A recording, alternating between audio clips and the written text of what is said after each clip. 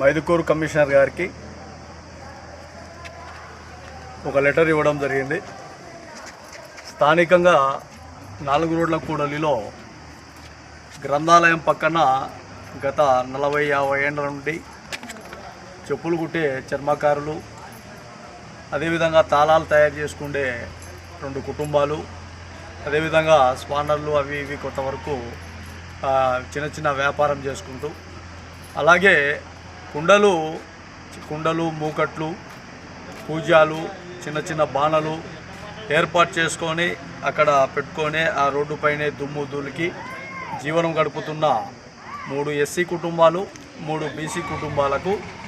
ప్రభుత్వం న్యాయం చేసే విధంగా చొరవ తీసుకోవాలని, అక్కడ ప్రభుత్వం ఏ నిర్మాణం ఏర్పాటు చేసినా కూడా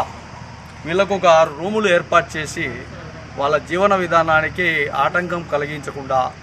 ఇబ్బందులు లేకుండా ఆ జీవనంలోనే ఆ దుమ్ము ధూళికి ఉండి అక్కడనే జీవిస్తూ అక్కడనే చెప్పులు కుట్టుకుంటూ అక్కడే బీగాలు తయారు చేసుకుంటూ అక్కడే కుండలు అమ్ముకుంటూ కొన్ని రిపేర్లు చేసుకుంటూ జీవిస్తున్న ఈ 6 కుటుంబాలు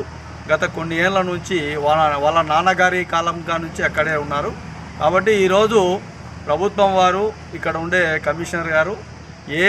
నిర్మాణాలు ఏర్పాటు చేసినా కూడా వీళ్లకు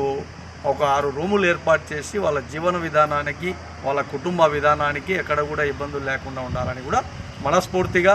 మనకు కమిషనర్ గారికి ఒక రిప్రజెంటేషన్, ఒక వినతి పత్రం ఇవ్వడం జరిగింది. కాబట్టి కమిషనర్ గారు కూడా ఈ విషయంలో ఈ పేదలకు ఖచ్చితంగా న్యాయం చేసే విధంగా ఉండాలని కూడా మరీ మహాజన రాష్ట్ర సమితి నాయకత్వంలో తెలియజేస్తాం.